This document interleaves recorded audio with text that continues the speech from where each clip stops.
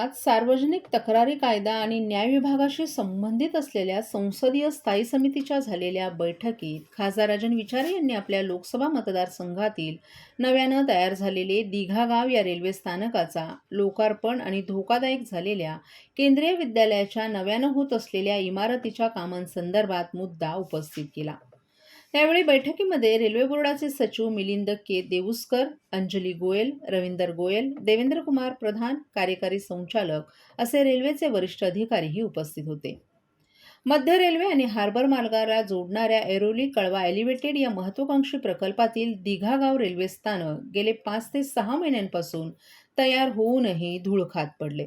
परंतु या दिघा रेल्वे स्थानकाचं नामकरण दिघागाव करण्याचा प्रस्ताव मंजूर नसल्याचं कारण पुढे करून या रेल्वे स्थानकाचं लोकार्पण थांबवण्यात आलं होतं। या संदर्भात खासदार राजन विचारे यांनी या बैठकीत मुद्दा उपस्थित करून या रेल्वे स्थानकाचं लोकार्पण न झाल्यानं रेल्वे प्रवाशांना नाहक त्रास सहन करावा लागतो, तसंच रेल्वे उत्पन्नात वाढणारी भरही घटली असून रेल्वेचंही नुकसान होत आहे, ही बाब या बैठकीत निदर्शनास त्यांनी आणून दिली। तसंच हे रेल्वे स्थानक प्रवाशांसाठी खुलं न केल्यास मोठं आंदोलन प्रवाशांच्या आणि स्थानिक नागरिकांच्या वतीनं घेण्यात येईल असा इशाराही या बैठकीत देण्यात आला। या बैठकीनंतर खासदार राजन विचारे यांनी रेल्वे राज्यमंत्री रावसाहेब दानवे यांच्याकडे पुन्हा तिसरं स्मरणपत्र देऊन हे दिघा गाव रेल्वे स्थानक रेल्वे प्रवाशांसाठी खुलं करा अशी मागणी केली आहे। या पत्रात रेल्वे स्थानकाचं नामकरण दिघा गाव व्हावं यासाठीही पत्रव्यवहार केला होता। याला रेल्वे बोर्डाकडूनही नुकतीच मंजुरी मिळाली आहे। आपण तात्काळ कोणताही विलंब न लावता दिघा गाव हे रेल्वे स्थानक रेल्वे प्रवाशांसाठी खुलं करावं अशी मागणी देखील पत्राद्वारे करण्यात आली आहे।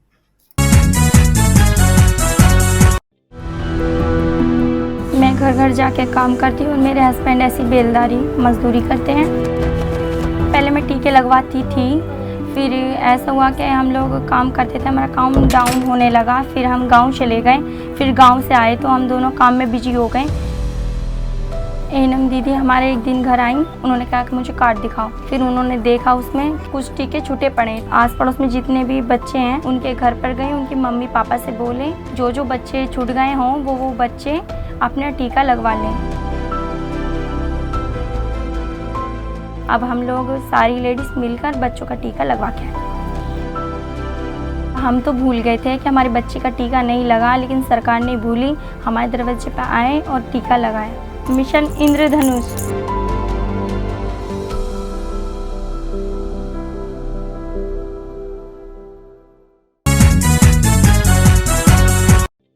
ठाणे महानगरपालिकेच्या शाळांमधील 5वी ते 10वीतील शिक्षण घेणाऱ्या सुमारे 7,000 विद्यार्थ्यांना पर्यावरण साक्षर बनवण्यासाठी निसर्ग प्रशिक्षण उपक्रम यावर्षीपासून सुरू करण्यात आलाय। बॉम्बे नॅशनल हिस्ट्री सोसायटीच्या सहकार्यानं हा उपक्रम होत असून महापालिकेच्या शाळांमधील विद्यार्थ्यांसाठी विशेष कार्यक्रमांची आखणी करण्यात आली आहे। ठाणे महापालिकेच्या शाळांमधील विद्यार्थ्यांना पर्यावरण शिक्षण देणं हे या कार्यक्रमाचं उद्दिष्ट आहे। वंचित समाजातील निम्न आर्थिक स्तरातून येणाऱ्या या विद्यार्थ्यांना निसर्गाविषयी जाणून घेण्याची, जैवविविधता संवर्धनाचं महत्त्व समजून घेण्याची संधी या निमित्तानं मिळणार आहे। त्यांच्या शैक्षणिक वाटचालीत ही संधी मोलाची ठरेल असा विश्वास या उपक्रमाविषयी ठाणे महापालिकेचे आयुक्त अभिजित बांगर यांनी व्यक्त केला आहे। BNHS सारख्या नावाजलेल्या संस्थेचे निसर्ग शिक्षणासाठी सहकार्य मिळाल्यामुळे महापालिका शाळांमधील विद्यार्थ्यांना खाजगी शाळांमधील विद्यार्थ्यांप्रमाणेच एक चांगली संधी उपलब्ध होणार आहे। ठाण्याचे नागरिक म्हणून त्यांची जडणघडण होत असतानाच पर्यावरण विषयक जागृती त्यांच्या व्यक्तिमत्व विकासासाठी उपयोगी ठरेल असेही बांगर यांनी स्पष्ट केले।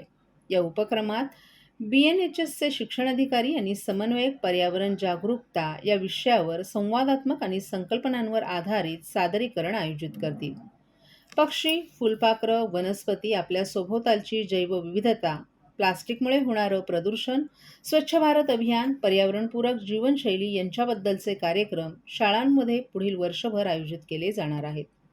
त्याशिवाय महापालिका शाळांमधील विद्यार्थ्यांसाठी संवर्धन शिक्षण केंद्र, ठाणे खाडी अशा वेगवेगळ्या ठिकाणी अभ्यास दौऱ्यासाठी नेण्यात येईल। खारफुटी, वनस्पती, पक्षी यांच्याबद्दलच्या नोंदणी करण्यास मार्गदर्शन केलं जाईल। या उपक्रमांमुळे महापालिका शाळांमधील विद्यार्थ्यांना निसर्ग शिक्षण मिळेल, त्यातून पर्यावरण विषयक जागरूकता वाढणार आहे। विद्यार्थ्यांना मुंबई आणि ठाण्यातील पर्यावरण, वने, वन्यजीव, जैवविविधता, त्यांच्या संवर्धनातील आपली भूमिका यांच्याबद्दलही माहिती मिळेल. जास्तीत जास्त विद्यार्थी आणि शिक्षकांपर्यंत हा उपक्रम पोहोचवून पर्यावरण साक्षरता वाढवण्यास मदत होईल. बॉम्बे नॅशनल हिस्ट्री सोसायटीच्या ही भारतीय उपखंडातील सर्वात मोठी पर्यावरण संशोधन संस्था आहे. निसर्ग संवर्धन, संशोधन आणि शिक्षण या 3 क्षेत्रात त्यांचा दांडगा अनुभव आहे. सुमारे 140 वर्ष जुनी असलेली ही संस्था केंद्र सरकार, राज्य सरकार, राष्ट्रीय आणि आंतरराष्ट्रीय संशोधन संस्था यांच्यासह विविध प्रकल्पांच्या अनुषंगानं कार्यरत आहे. पर्यावरण संवर्धन आणि जतन यांच्यासाठी विविध उपक्रम संस्थेतर्फे राबवण्यात येतात. ठाणे खाडी क्षेत्र फ्लेमिंगो संवर्धन यावरही संस्था काम करत आहे.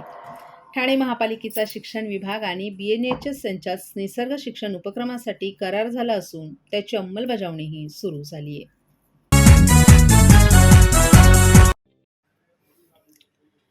राजकीय पोळी भाजून घेण्यासाठी केंद्र सरकारनं मराठ्यांच्या हिताशी खेळ सुरू केलाय.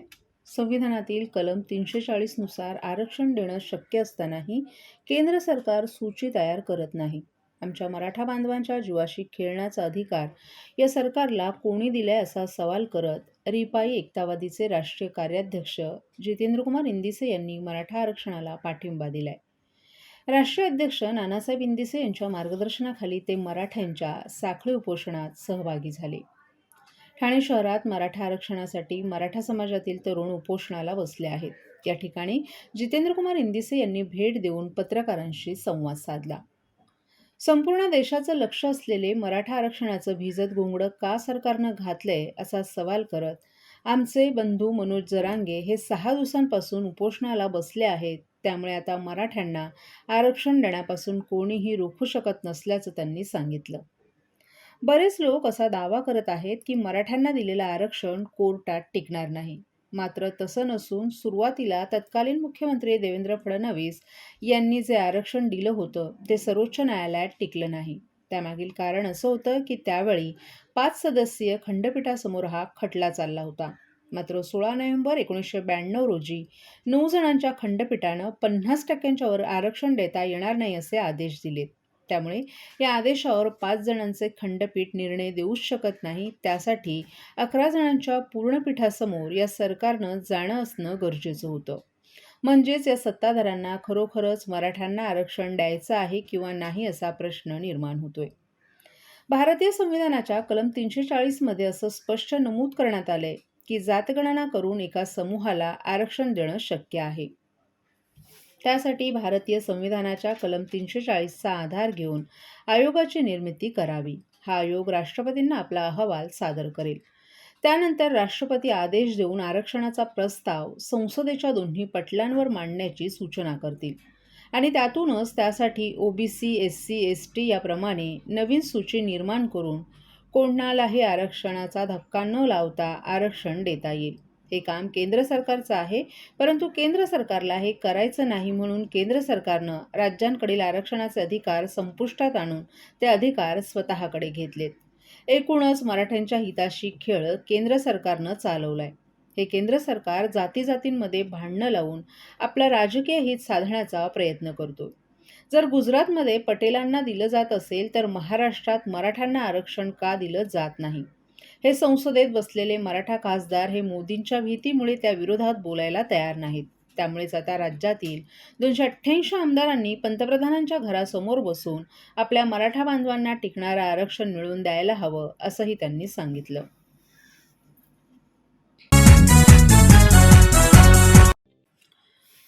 गेल्या अनेक वर्षांपासून प्रलंबित असलेला मराठा आरक्षणाचा मुद्दा सध्या महाराष्ट्रात मोठ्या प्रमाणात चर्चेत आला असून मनोज जरांगे पाटील यांचं उपोषण देखील सुरू आहे. मराठा समाजानं यापूर्वी अनेक लाखोंच्या संख्येनं शांत पद्धतीने मोर्चे काढले, परंतु आता मराठा आरक्षण या मुद्द्याला सध्या हिंसक वळण लागले. राष्ट्रवादीच्या अजित पवार गटाच्या ठाण्यातील कार्यालयात सुनील तटकरे आले असताना त्यांना काळे झेंडे दाखवत मराठा बांधवांनी निषेध केला. तसंच अंबादास दानवे देखील ठाण्यात येणार असल्याचं कळताच मराठा बांधवांनी तेथे देखील जमत घोषणाबाजी केल्या आहेत. हीच सर्व परिस्थिती पाहता मुख्यमंत्री एकनाथ शिंदे यांच्या ठाणे येथील निवासस्थानाबाहेर पोलिसांचा फौजफाटा मोठ्या प्रमाणात तैनात करण्यात आलाय.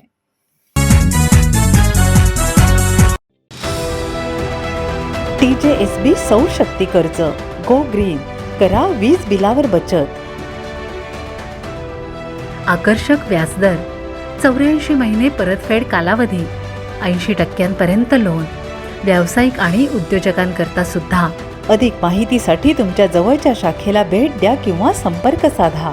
1800-223-466 आणि 1800-266-3466.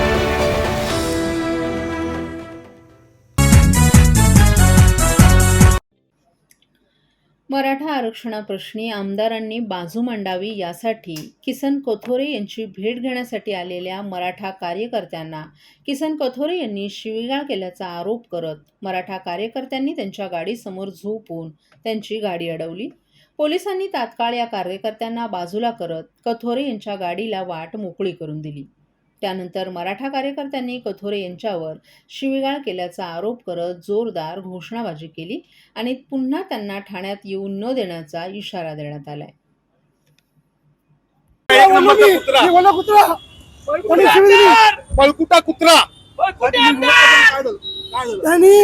आम्ही त्याला लोकशाही मागे अडवत होतो. या हा आमदार किसन कथोरे यांनी आम्हाला शिवी दिली. या किसन कथोरे जिथं दिसेल त्याला मारणार. मराठा लोक पोलिसांसमोर शिवी दिली कथोरेंनी. सगळ्या पोलिसांसमोर तू शिव्या देतो. हा कथोरेंनी शिवी दिली आम्हाला. ह्या कथोरेची गाडी फोडणार ठाण्यामध्ये जिथं दिसेल तिथं त्याची गाडी फोडू. पोलिसांसमोर पोलीस होते. पोलिसांसमोर शिव्या देतो तो. झाला नालायक आमदार. आणि फाटली एवढी तर पळून कशाला गेला, थांबायचं ना.